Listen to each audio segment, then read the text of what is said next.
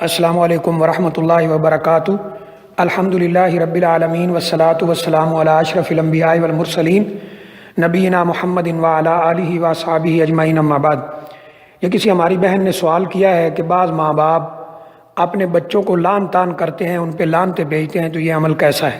یہ عمل بالکل خلاف شریعت ہے۔ بچوں کو لان تان کرنا یہ بالکل جائز نہیں ہے، صحیح نہیں ہے۔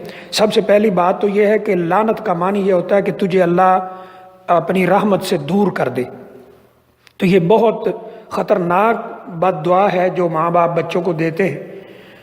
اور نبی کریم صلی اللہ علیہ وسلم نے فرمایا ہے سباب المسلم فسوق و قتالہ کفر، مسلمان کو گالی دینا یہ فسق و فجور ہے، اور فسق و فجور کا معنی ہوتا ہے اللہ کی اطاعت سے نکل جانا، اللہ کا باغی بن جانا، اللہ کا دشمن بن جانا۔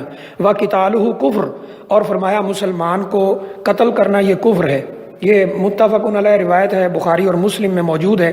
اسی طرح آپ فرماتے ہیں لعن المومنی کا قتل ہی، مومن کو لعن تان کرنا ایسے ہی ہے جیسے اسے قتل کر دیا گیا ہے۔ تو ماں باپ کو سوچنا چاہیے، بچوں کو لعن تان کرنے سے بچنا چاہیے۔ اور ایک حدیث میں یہ بھی لفظ ملتے ہیں کہ نبی کریم صلی اللہ علیہ وسلم نے فرمایا لعن تان کرنے والے قیامت والے دن نہ ہی تو کسی کی سفارش کر سکیں گے اور نہ ہی قیامت والے دن کسی کے حق میں گواہی دے سکیں گے۔ اور حدیث میں آتا ہے نبی کریم صلی اللہ علیہ وسلم نے فرمایا مومن لعن تان کرنے والا نہیں ہوتا، فوش کلامی کرنے والا نہیں ہوتا، غلیظ اور گندی باتیں کرنے والا نہیں ہوتا۔ تو ماں باپ کو چاہیے کہ بچوں کو دعا دیں اور اچھی باتیں ان کو سنائیں اور سکھائیں۔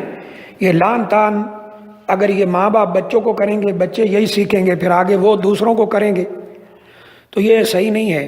کسی عام مومن کو لعن تان کرنا یا اپنے بچوں کو لعن تان کرنا یہ ہرگز جائز نہیں ہے۔ بعض دفعہ ماں باپ ایسی بات کرتے ہیں، بد دعا دیتے ہیں بچوں کو، وہ فوراً اللہ کی بارگاہ میں پہنچتی ہے، سن لی جاتی ہے۔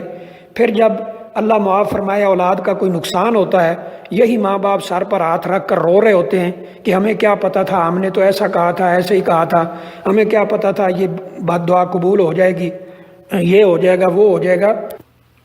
تو اس سے بچنا چاہیے۔ اور ویسے بھی جو چھوٹے بچے ہیں وہ معصوم ہیں، ان کی کوئی خطا لکھی نہیں جاتی۔ اللہ تعالیٰ نے جب ان کو یعنی ان پابندیوں سے آزاد رکھا ہے تو ان سے اگر کوئی غلطی ہو جاتی ہے تو صبر کے ساتھ، حوصلے کے ساتھ ان کی تربیت کرنی چاہیے۔ ایک حدیث میں یہ بھی ملتا ہے کہ جب لعنت کی جاتی ہے تو وہ یا تو لعنت کرنے والے پہ لوٹ آتی ہے یا جس پر کی جاتی ہے اس پہ۔ اگر وہ لعنت کا مستحق ہے یعنی جسے کی گئی ہے تو وہ اس پہ چلی جاتی ہے، نہیں تو کرنے والے پہ لوٹ آتی۔ اب لازمی سی بات ہے کہ جو چھوٹے بچے ہیں وہ تو لعنت کے مستحق نہیں ہے، تو اس کا مطلب ہے جو لعنت کر رہا ہے لعنت اسی پہ لوٹ آئے گی۔ تو اس لیے ایسی چیزوں سے بچنا چاہیے۔ اور اللہ نے جو قرآن مجید میں فرمایا ہے کہ یا ایھا الذین آمنوا قوا انفسکم واہلیکم نارا، اپنے آپ کو بھی جہنم کی آگ سے بچاؤ، اپنے اہل و عیال، بیوی بچوں کو، اپنے ماتحت افراد کو بھی جہنم کی آگ سے بچاؤ۔